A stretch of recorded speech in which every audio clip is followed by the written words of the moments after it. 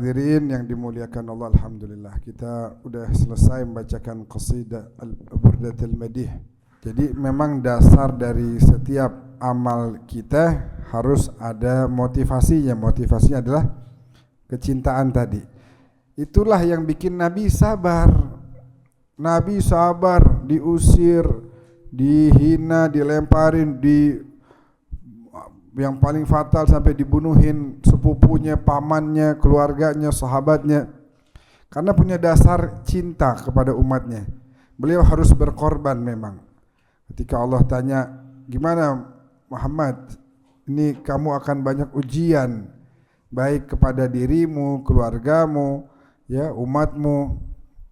Nabi menyatakan kesabarannya, kesiapannya. Disitulah kemudian Allah menjadikannya dia sebagai Habibullah, inilah kekasih Allah. Enggak ada sekalipun pernah menolak atau melanggar apa yang menjadi keinginan Allah Subhanahu wa taala.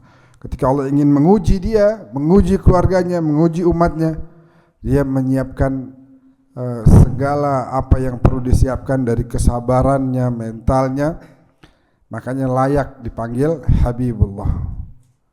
Layak dipanggil dengan sebutan kekasih Allah Subhanahu wa taala. Kalau enggak ada, kita kagak ada cinta sama Nabi, mau ngapain gitu? Waduh, capek-capek Suryo jauh dari mana? BSD. Di BSD naik kereta mau baca burdah di sini. Jadi memang dasarnya semua harus cinta. Nah, dasar cinta itu pernah dihargai dan kemudian Allah sempat nawarin, ya Habibi ya Muhammad, wahai kekasihku Muhammad, saya lihat kamu cinta banget sama umatmu. Falau syi'ta ja'altu amra ummatika ilaik. Kalau kamu mau, saya serahin dah urusan umatmu kepadamu. Ya udah bebas mau ngapain. Mau kasih duit ke mereka, mau maafin kesalahan mereka, mau kasih jabatan buat mereka, silahkan. Pokoknya urusan umat saya serahin. Hebatnya Nabi nggak terima. Kalau modelan kita mungkin kita terima. Urusan Keramat Jati, Condet dan sekitarnya menjadi urusan Asep misalnya. Asep terima. Tiba-tiba besok lusa ada salah satu warga yang ngeselin. Boleh jadi dia tarik duitnya sama Asep. Ditarik. Wah, ngeselin tuh orang. Udah tarik duitnya. Karena apa? Kita nih manusiawi. Nabi dengan segala cintanya kepada umat, tetap beliau tahu betul bahwa cintanya Allah lebih besar. Makanya Nabi tolak. La ya Rabb. Kenapa wahai Muhammad enggak mau? Li'annaka arhamu bihim minni. Karena kamu lebih sayang kepada mereka dibanding aku. Oke, aku sayang sama mereka, tapi kamu lebih sayang lagi. Karena kasih sayang yang aku punya ini adalah ciptaan darimu, pemberian darimu. Disitulah lagi-lagi jawaban Nabi membuat Allah makin cinta sama nabinya. Falan nukhzika fi ummatik. Kalau gitu saya enggak bakal membuat kamu kecewa dah urusan umatmu. Indah baginda Nabi, luar biasa. Maka dari itu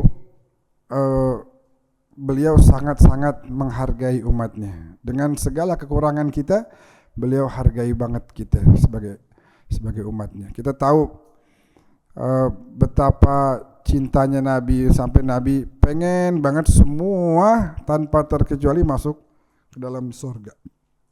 Dan Nabi berupaya semaksimal mungkin. Dan Nabi sampai sujud panjang lebar nanti di yaumil akhir. Enggak mau mengangkat sujudnya karena pengen memohon permintaan yang enggak mau ditolak sama Allah. Yaitu pengen nolong umatnya yang udah dihukum masuk ke neraka. Nabi terus upayakan pertolongan sampai akhirnya udah memang terakhir mentok, yang enggak sholat ya enggak bisa dibantu. Berarti ini orang emang kagak mau masuk surga. Kalau dia sholat 5 waktu, kalau dia puasanya rajin, maka ini orang gampang ditolongnya. Beda halnya kalau ninggalin sholat, puasa ogah, Terus yang kayak kemarin apa? Kemarin kita bilangin tuh, berasa sukses tanpa harus ibadah. Padahal dia ninggalin sholat, ninggalin puasa, berasa sukses. Padahal itu adalah istidraj wal iyadzubillah min dzalik. Nah, tapi hebatnya baginda Nabi, segitu cintanya sama kita tadi, Nabi tidak pernah merasa memiliki umatnya. Nggak pernah. Terus kalau kita sekarang kan ngelihat atasan sama bawahan, atasan merasa memiliki bawahan, perintah-perintah semaunya. Nabi nggak pernah perintah dalam ranah beliau pribadi, keperluan pribadi pasti beliau jalanin sendiri. Ke pasar beliau berangkat ke pasar.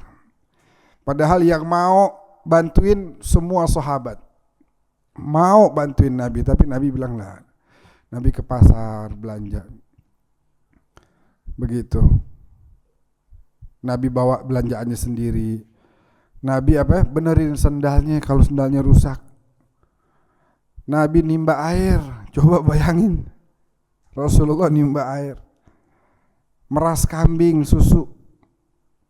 Begitu Rasulullah. Jahit bajunya sendiri, dijahit kalau ada yang robek, ditambal kalau ada yang bolong. Begitu. Nggak pernah kemudian merasa menjadi kerajaan, kayak katanya Abu Sufyan tuh bilang, inna mulka bani akhika azim.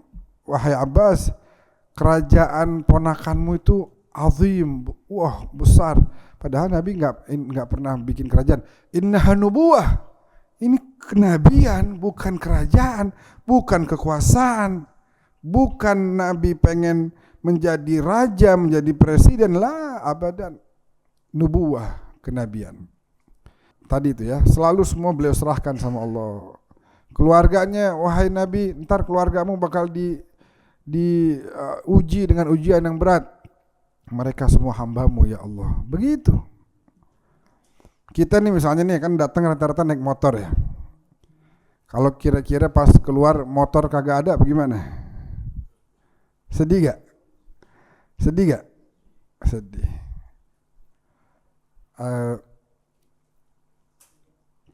Padahal ya, atau gini, kalau ada orang namanya Pak Burhan, tinggalnya di Sragen sono, RT 14 RW 5, motornya hilang, ente sedih gak?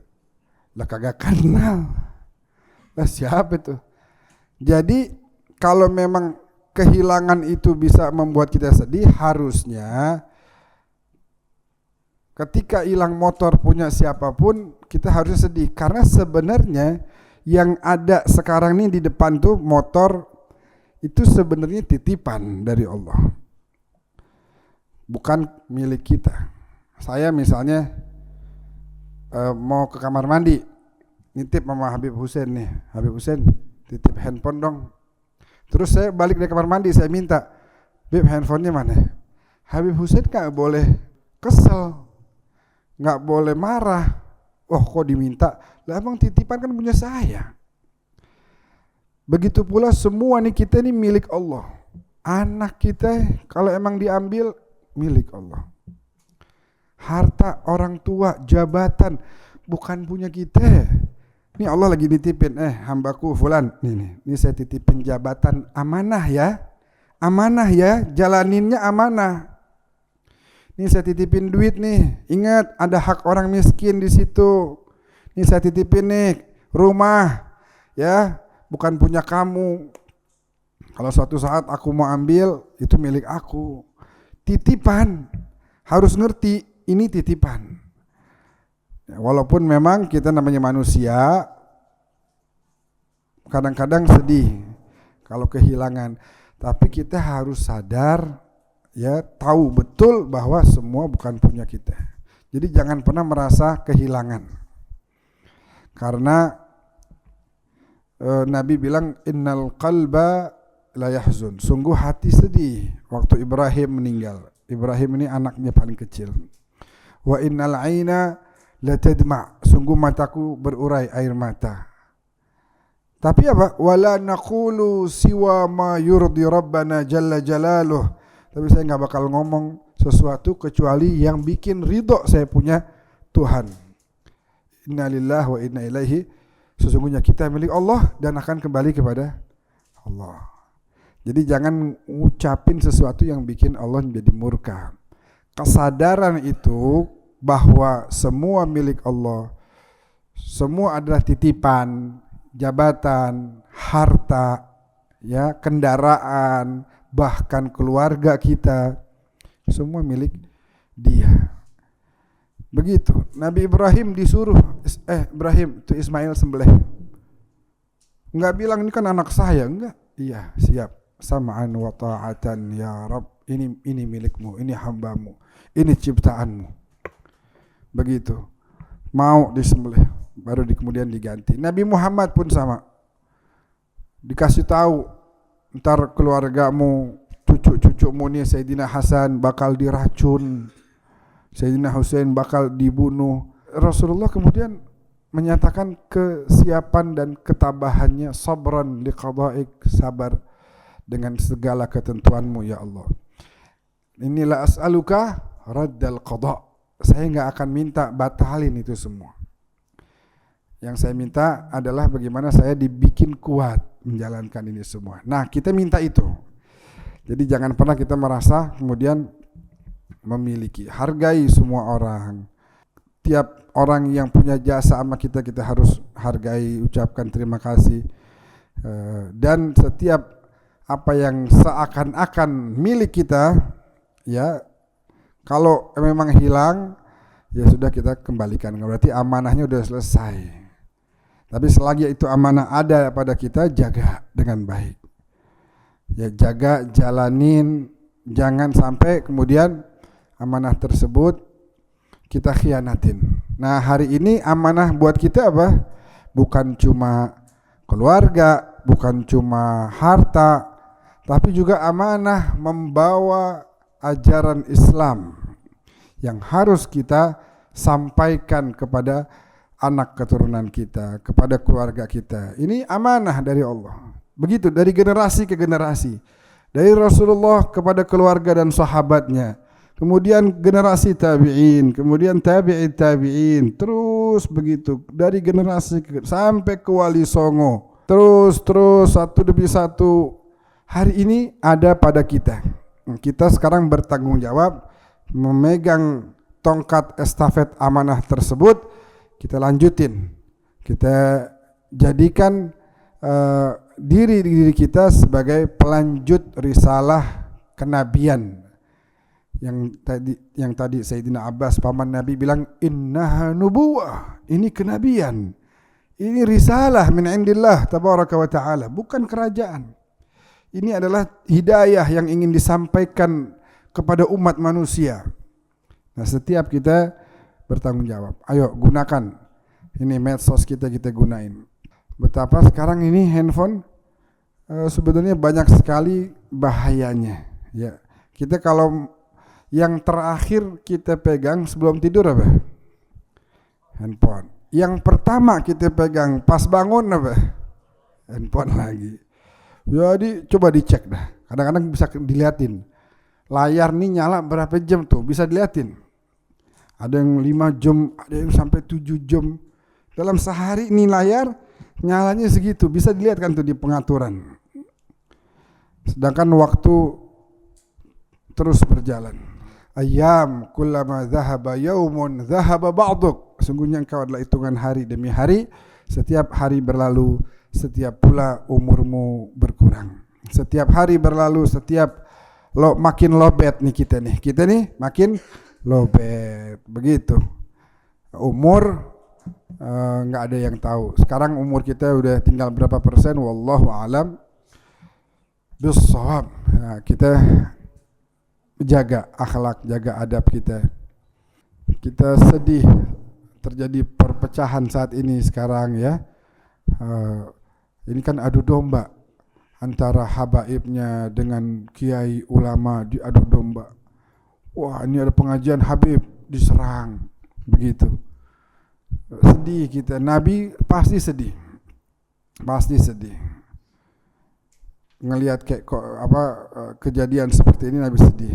La tarji'u ba'di kuffara yadribu ba'dukum riqaba ba'd. Jangan kembali kepada kekufuran. Ya, sedih banget. Ya kita doain ya. Peresmian kemarin di sini. Peresmian Bang Haji Roma Irama tuh anaknya teman TK saya dulu. Teman TK di Depok dulu di Depok TK sekelas sama anaknya Roma Irama. Peresmian kemarin PWI LS dangdutan, Masya Allah. Ya kita berharap hidayah buat kita semua. Ayo yang dari golongan habaibnya perbaiki akhlaknya, belajar lebih dalam lagi, santun dalam berdakwah.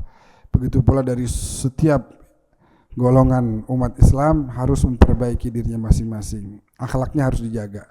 Nabi, bayangin Nabi sama orang yang kalau nggak salah pernah saya ceritain di sini, sama orang yang salah tapi ya salahnya itu tetap Nabi tutupin aibnya. Kayak waktu itu pernah ada yang kentut di depan Rasulullah, lagi makan daging onta waktu itu. Makan daging onta dia kentut, bau banget. Sebab nggak ada suaranya gitu, nggak ada suaranya kan biasanya bau tuh. Yang lain para sahabat bertanya-tanya, siapa ini? Wah, yang buang angin depan Nabi, buang angin. Siapa? Oh, tungguin aja dah. Ini yang kentut mungkin pura-pura nanya juga kali biar nggak ketahuan ya. Siapa tuh yang kentut tuh? Wah, biar nggak ketahuan. Tapi akhirnya mereka punya cara biar tahu siapa yang kentut. Sebab bentar lagi mau waktu sholat, mereka bilang tungguin aja siapa yang ambil wudhu lagi berarti dia yang kentut tuh gitu. Nah Nabi tuh sadar, Nabi tahu kesian nih orang. Iya dia punya kekurangan, tapi bukan buat diumbar. Kalau punya kekurangan datengin, nasihatin. Ada satu Habib nggak bener, datengin nasihatin, ya Habib nggak bener begini. Ini cara yang salah. Antum harus perbaiki, nggak sesuai dengan tuntunan Rasulullah ini. Misalnya begitu. Nabi begitu caranya. Begitu Nabi lihat, wah ini pada nungguin nih yang mau wudu. Akhirnya Nabi mengeluarkan fatwa di situ. Siapa yang tadi makan daging onta sebelum waktu sholat datang hendaknya berwudu lagi. Akhirnya semua jadi wudu. Itu orang bayangin leganya kayak apa tuh? Ya Allah, alhamdulillah. Aduh. Nabi tahu gak? Pasti tahu. Ilmul awwalina wal akhir wa min ulumika ilmul lawhi wal qalami. Ilmul lawh, ilmul qalam, al awwal wal akhir, al zahir wal batin, tahu semua. Ngelihat ke belakang sama kayak ngelihat ke depan. Tahu apa yang akan terjadi, itu baginda Nabi. Diajarin sama Allah. Tahu siapa yang buang angin. Kalau kita, waduh, kentut lu, bau lu, gitu. Depan Nabi bayangin coba. Kalau kita pasti kita iniin tuh. Dasar lu, bau, makan apaan lu? Makan haram lu ya? Wah, makan haram. Naudzubillah min dzalik. Caranya gitu Nabi. Sampai akhirnya omongan Nabi ini membuat terjadi perbedaan. Ada sebagian ulama yang mengatakan makan daging onta membatalkan wudu. Padahal enggak. Padahal tidak membatalkan wudu, itu hanya cara Nabi ingin apa? Menutup aib orang tersebut. Begitu indahnya akhlak Rasulullah. Ada orang salah, nasihatin. Nasihatin caranya gimana? Caranya datengin. Caranya tegur dengan baik, dengan kata-kata yang santun, supaya masuk ke dalam hatinya, dia menyadari kesalahannya dan kemudian memperbaikinya. Wallahu a'lam bishawab.